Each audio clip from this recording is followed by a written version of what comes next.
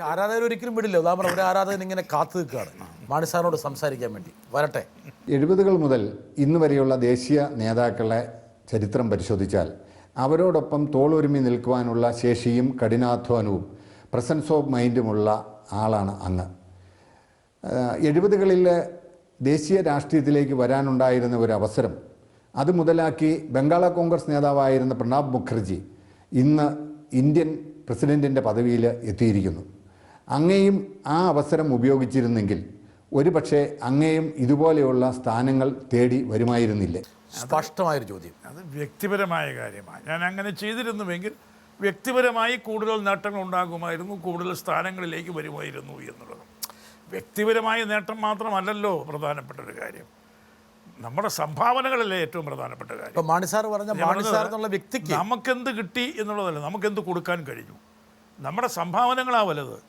എന്നെ സംബന്ധിച്ച് എനിക്ക് കിട്ടിയതിനേക്കാൾ ഞാൻ കൂടുതൽ കൊടുത്തു. ഞാൻ പറഞ്ഞല്ലോ, ഇന്ത്യൻ ജനാധിപത്യത്തിൽ ഒരു സംസ്ഥാന പാർട്ടിയെ വളർത്തിയെടുക്കുക, ആ സംസ്ഥാന പാർട്ടികളുടെ വളർച്ച, അത് ഞാൻ ചെയ്തിരിക്കുന്ന ഒരു കോൺട്രിബ്യൂഷൻ വലുതാണ്. അപ്പോൾ ആ നിലയ്ക്കാണ് ഞാൻ നോക്കിയത്. ഞാൻ എൻ്റെ ഉയർച്ച, എൻ്റെ വളർച്ച, എൻ്റെ നേട്ടം ആ നിലയിൽ ഞാൻ ചിന്തിച്ചില്ല രാഷ്ട്രീയം. അതാണ് ഒരു പക്ഷേ അങ്ങനെ ചിന്തിച്ചിരുന്നു എങ്കിൽ ഇവർ പറയുന്ന പോലെ ചെയ്യുമായിരുന്നെങ്കിൽ ഇവർ പറയുന്ന നേട്ടങ്ങൾ ഉണ്ടാകുമായിരുന്നു. അത് ഞാൻ പറഞ്ഞല്ലോ, എൻ്റെ വ്യക്തിപരമായ നേട്ടങ്ങളും ഉയർച്ചയൊക്കെ ആയിരുന്നുവെങ്കിൽ വഴി വേറെയായിരുന്നു, ആകാമായിരുന്നു. പക്ഷെ ഞാനതിനു വേണ്ടി ചിന്തിച്ചില്ല, എനിക്കതിന് ദുഃഖമൊന്നുമില്ല. വളരെ ചെറുപ്പത്തിലെ രാഷ്ട്രീയ ജീവിതത്തിലേക്ക് വന്നു, വളരെ ശ്രദ്ധേയമായ പങ്ക് വഹിച്ചു, മിടുക്കനായിരുന്നു, ബ്രില്യൻറ്റ്, നല്ലൊരു അഭിഭാഷകൻ, ചുറുചുറുക്കുള്ള ആൾ, ഏത് കാര്യം ഏൽപ്പിച്ചാലും നിമിഷ നേരം കൊണ്ട് അതിനൊരു സൊല്യൂഷൻ കാണുന്ന ആൾ. കുഞ്ഞുമാണിയിൽ നിന്ന് മാണി സാറിലേക്ക് വളർന്നു. മാണി സാറേ, അത് മനസ്സിലായി. കുഞ്ഞുമാണിയിൽ നിന്ന് മാണി സാറിലേക്ക് വളർന്നു. സാർവത്രികമായി മാണി സാറായി, ഒരു അപവാദമില്ല.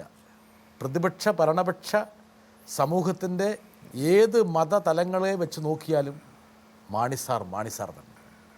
പക്ഷേ അധികാര സ്ഥാനങ്ങളിലും തസ്തികകളിലും വലിയൊരു മാറ്റം പ്രതിഫലിച്ചില്ല.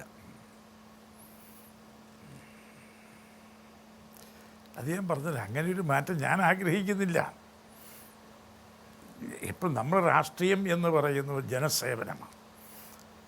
നമ്മുടെ സ്വന്തമായ ആ വ്യക്തിപരമായിട്ടുള്ള നേട്ടങ്ങൾ അല്ലല്ലോ പ്രധാനമായിട്ടുള്ളത്, അതല്ലല്ലോ നമ്മുടെ ലക്ഷ്യം.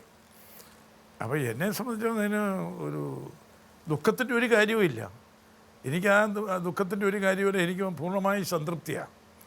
കാരണം ഒരു റീജിയണൽ പാർട്ടിയുടെ നേതാവ് എന്നുള്ള നിലയ്ക്ക് ആ റീജിയണൽ പാർട്ടിയുടെ കക്ഷി പ്രവർത്തന രംഗത്ത് എനിക്ക് വളരെ വളരെ വളരെ ഇതിപ്പം ഞാനുള്ള കാര്യം പറയട്ടെ. മാണി സാറിനെ പതിറ്റാണ്ടുകളായിട്ട് നേരിട്ടറിയാവുന്നതാണ്. മാണി സാറിന് എങ്ങനെയാ മറുപടി പറയാൻ പറ്റുള്ളൂ? ഏതിനാ ഞാൻ ഈ ചോദിച്ച ചോദ്യങ്ങൾക്ക് മാണി സാറിന് ഇങ്ങനെ മാത്രമേ മറുപടി പറയാൻ പറ്റുള്ളൂ. ഞാൻ പറഞ്ഞല്ലോ, അതല്ലാതെ ഒരു മറുപടി പറയാൻ പറ്റില്ല. എന്താ കാരണം എന്ന് വെച്ചാൽ അത് ശരിയാണ് അവർ പറയുന്നത്, അതനുസരിച്ച് ഞാൻ പോയിരുന്നെങ്കിൽ എനിക്കൊരു പക്ഷേ വ്യക്തിപരമായൊരു നേട്ടമുണ്ടാകുമായിരുന്നു, അതല്ലെങ്കിൽ കുറച്ചും കൂടി കാര്യങ്ങൾ ചെയ്യാമായിരുന്നു. ഇങ്ങനെ പറയാൻ പറ്റില്ല മാണി സാർ. അതുകൊണ്ട് മാണി സാറിൻ്റെ ബുദ്ധിമുട്ട് മനസ്സിലാക്കിയിട്ട് ഞാൻ ആ ചോദ്യത്തിൽ നിന്ന് മാറട്ടെ. എനിക്കൊരു ബുദ്ധിമുട്ടുമില്ല. ഞാൻ ഇപ്പോൾ ചെയ്തുകൊണ്ടിരിക്കുന്ന ജോലി വളരെ നല്ല ജോലിയാണ്. എൻ്റെ ദൗത്യം ഞാൻ കുട്ടിയമ്മ ചേച്ചി വളരെ അഭികാമ്യമാണ്. ഞാൻ ആ ദൗത്യത്തിൽ തന്നെ ഞാൻ മാണി സാറിൻ്റെ ധർമ്മപന്നി നമ്മുടെ ജോമോൻ്റെ അമ്മ കുട്ടിയമ്മ ചേച്ചിയോട് പറഞ്ഞപ്പോൾ കുട്ടിയമ്മ ചേച്ചി എന്നോട് പറഞ്ഞു, വെട്ടാസേ ഇങ്ങനെയേ മാണി സാറ് പറയുള്ളൂ, ഒരു കാരണവശാലും വെട്ടാസ് ഈ ചോദ്യം ചോദിച്ച് മാണി സാറിൽ നിന്ന് എന്തെങ്കിലും തരത്തിൽ കൂടുതൽ എന്തെങ്കിലും കണ്ടെത്താമെന്ന് പ്രതീക്ഷിക്കേണ്ടതില്ല. ഞാൻ പറഞ്ഞു, കുട്ടിയമ്മ ചേച്ചിക്ക് അറിയാത്തൊരു കാര്യം ഞങ്ങൾക്ക് അറിയാൻ പറ്റൂ, അതുകൊണ്ട് ഞാനിവിടെ പിന്മാറുന്നു.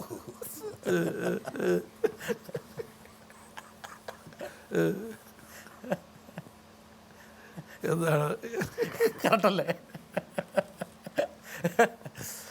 മാണി സാറ് ഈ അഭിമുഖത്തിൻ്റെ പ്രത്യേകത വെച്ചാൽ ഇതൊരു മാണി സാറിൻ്റെ ജീവിത ഏടുകളിലൂടെ ഒരു സഞ്ചാരമാണ്.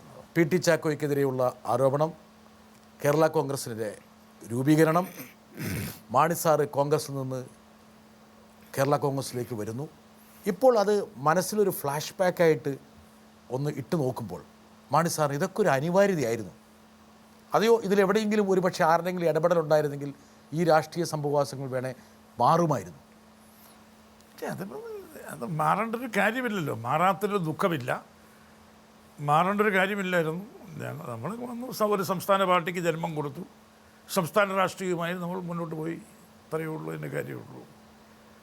അതിനകത്തൊരു അസ്വാഭാവികതയൊന്നുമില്ല, അതിനകത്ത് ഒരു ദുഃഖത്തിനൊരു കാര്യവുമില്ല. വളരെ എനിക്കതിനകത്തൊരു വലിയ സാറ്റിസ്ഫാക്ഷനാണുള്ളത്.